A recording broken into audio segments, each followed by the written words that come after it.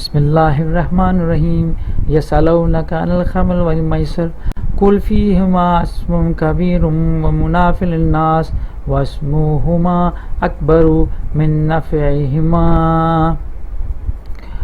سورہ بقرہ کی آیت نمبر 219، قرآن کی دوسری سورہ بقرہ، اس کی آیت نمبر 219 کی تلاوت کی ہے میں نے۔ بڑی امپورٹنٹ آیت ہے، یہ ام الکتاب میں سے ہے، جو اس میں حکم دیا ہوا ہے کہ کیا کرنا ہے، ڈو اور ڈونٹس کے حساب سے اس میں یہ بتایا گیا ہے کہ ہمیں جو ہے نا پوچھا جائے گا آپ سے۔ اس کا میں تھوڑا آپ کو ترجمہ پہلے بتاتا ہوں، اس کے بعد ہم ڈسکس کرتے ہیں اس آیت پہ۔ یہ سالونکل، اس کا مطلب آپ سے شراب اور جوئے کے متعلق سوال کرتے ہیں۔ یہ خمر، ایکچولی خمر شراب کو بھی کہتے ہیں، خمر نشے کو، مطلب شراب ایکچولی نشے کے بارے میں، ٹھیک ہے۔ تو تم فرما دو ان دونوں میں کبیرہ گناہ ہے اور لوگوں کے لیے کچھ دنیاوی منافع بھی ہے، اور ان کا گناہ ان کے منافع سے زیادہ بڑا ہے۔ اب یہاں پہ اوپر لکھا ہوا ہے خمر، اور تقریباً جو بھی ہمارے ٹرانسلیٹر ہیں انہوں نے لکھا ہوا ہے شراب۔ ایکچولی شراب کا مطلب ہوا ہے پینے کی چیز۔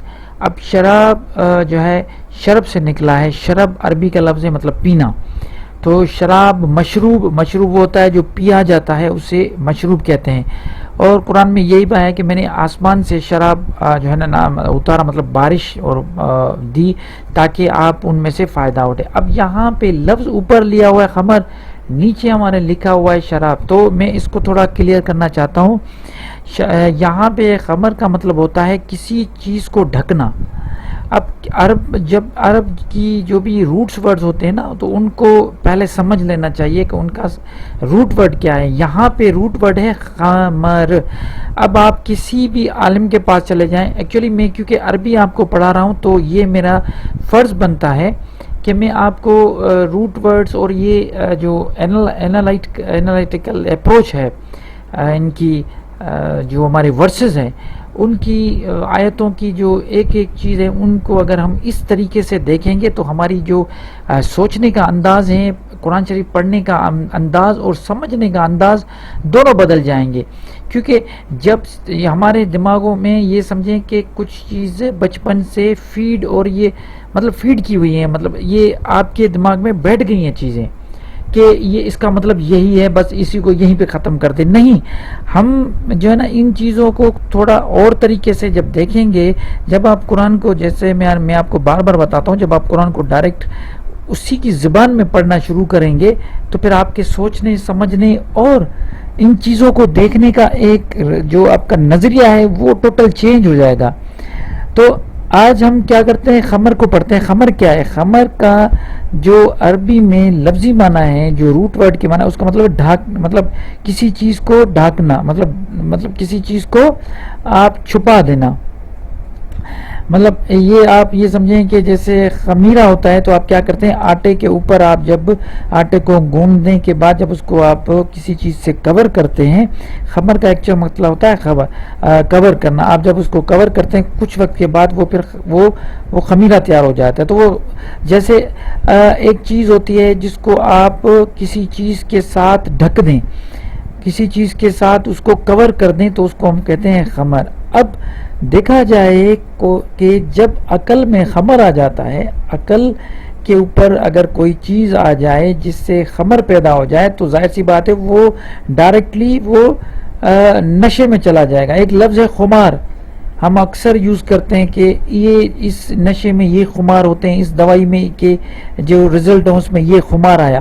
تو خمار کا مطلب ہوتا ہے کہ ایک چیز جو ہے نا وہ آپ کو ایکچوئل جو پوزیشن نظر آ رہی ہے وہ آپ کو نظر نہیں آئے گی۔ نشے میں بھی یہی ہوتا ہے نا کہ آپ کو چیزوں کی پہچان نہیں رہتی، تو اس لیے کہا گیا ہے کہ خمر جو ہے وہ حرام ہے۔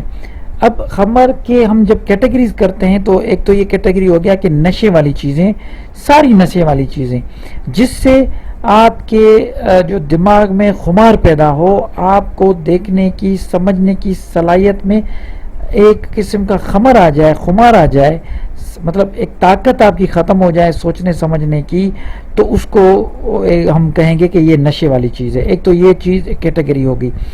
دوسرا خمر یہ ہوتا ہے جو آج کل لوگوں میں نشے کے بغیر بھی خمار رہتے ہیں. جیسے ہم عام طور پہ یہ کہتے ہیں کہ دولت کا نشہ، ٹھیک ہے، یا عورت کا نشہ، دنیاوی چیزوں کا نشہ، شہرت کا نشہ، جوانی کا نشہ، اور بہت ساری ایسی چیزیں جن کا نشہ ہوتا ہے. مطلب جب آپ کے پاس جوانی ہوتی ہے، کسی کے پاس جوانی بھی ہے، پیسہ بھی ہے، صحت بھی ہے، اب ان سب یہ ساری چیزیں رزق میں آتی ہیں. یہ اللہ کی طرف سے دی ہوئی یہ نعمت ہیں.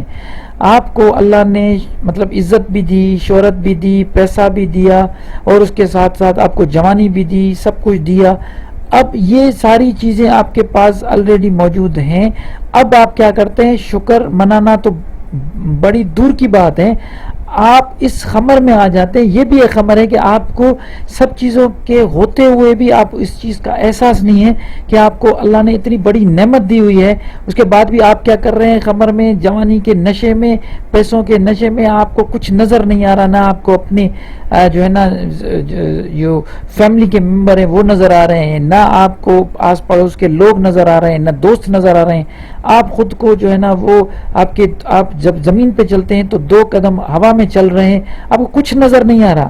یہ ایک چیز جو ہے نا اس پہ بھی ہمیں ڈسکس کرنی چاہیے. یہ نہیں سوچنا چاہیے کہ یہ صرف آیت یہ خمر اور ان کے لیے نہیں. خمر کا مطلب یہ بھی ہوتا ہے کہ اگر آپ کے دماغوں میں یہ ہوا بھر گئی ہے کہ ہم بہت بڑی چیز ہے، اونچی چیز ہے، تو یہ بھی ایک قسم کا خمر ہے. آپ کو چاہیے کہ آپ قبرستان میں جائیں، آپ قبرستان میں دیکھیں، اور ایک مرتبہ آپ جا کے وہاں پہ تھوڑا یہ سوچیں کہ وہاں پہ جو لوگ سو رہے ہیں نا، وہ بھی کسی وقت میں یہ کہتے تھے کہ ہمارے پاس جوانی ہے جو نہ کبھی ختم ہوگی، ہمارے پاس پیسہ ہے وہ بھی نہ کبھی ختم ہوگا، اور یہ بھی کہتے تھے کہ ہم اتنے طاقتور ہیں، اور ہمارے مطلب یہ دنیا جو ہے وہ ہماری مرضی کے مطابق ہم نہیں ہوں گے تو دنیا نہیں چلے گی. ان کو یہ نہیں پتا کہ ان سے بہتر بھی دنیا ان کے بعد بھی چل رہی ہے، اور ان سے کئی گنا زیادہ طاقتور، دولت مند، شہرت، خوبصورت لوگ جو ہیں وہ مٹی میں مل گئے اور ان کی ہڈیاں بھی گل گئیں. یہ ان کو نہیں پتا. تو یہ بھی قسم کا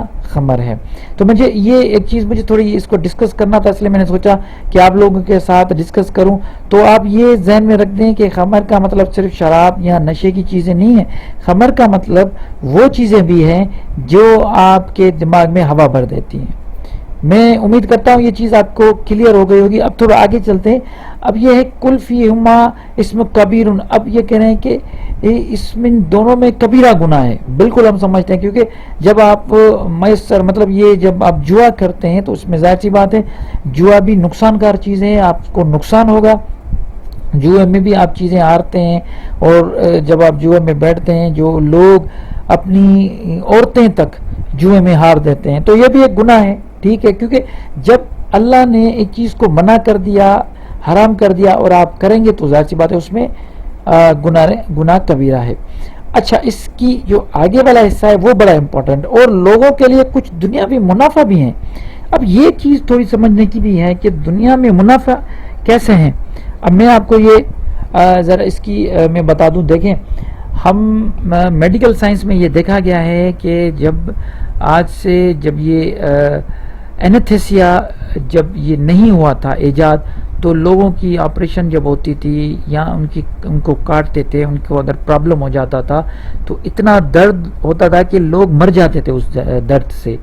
اور آج جب یہ میڈیکل سائنس نے اتنی بڑی ترقی کر دی، اور اینتھیسیا اور کلوروفارم اور یہ چیزیں جب ایجاد ہوئی جس سے نیم بے ہوشی کر کے اس کے بعد سرجری ہوتی ہے، یہ بھی ایک خمر ہے. جب آپ بے ہوش ہوتے ہیں تو اس کو خمر ہی کہتے ہیں.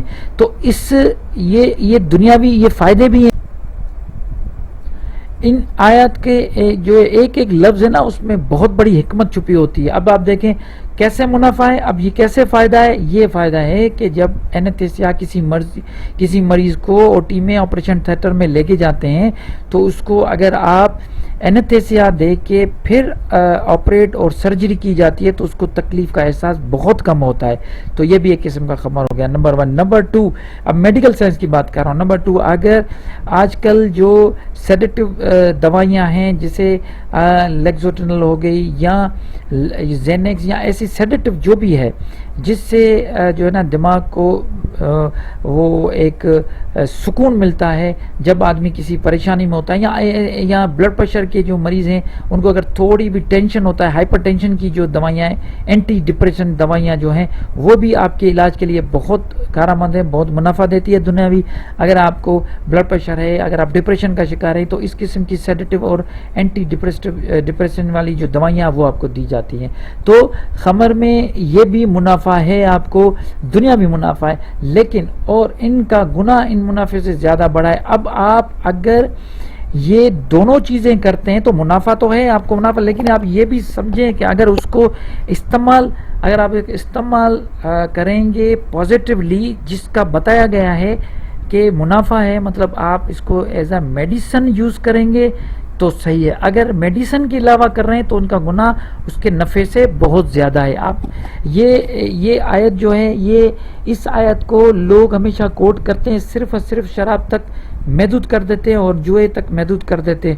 لیکن میرا یہ فرض تھا، میں نے یہ سوچا کہ اس آیت کو اس لیول تک لے کے جاؤں جس لیول کی یہ آیت ہے. میں امید کرتا ہوں، میں اللہ سے دعا بھی کرتا ہوں کہ جتنی ہو سکتا ہے میں آیتوں کو جو نا اللہ کی آیتوں کے بیان کروں، اس کے بارے میں مطلب کھول کے بتاؤں، لیکن جتنا مجھ میں طاقت ہے، سوچنے سمجھنے کی صلاحیت ہے، میں کوشش کر رہا ہوں اس کو اوپن کر کے آپ کو سناؤں اور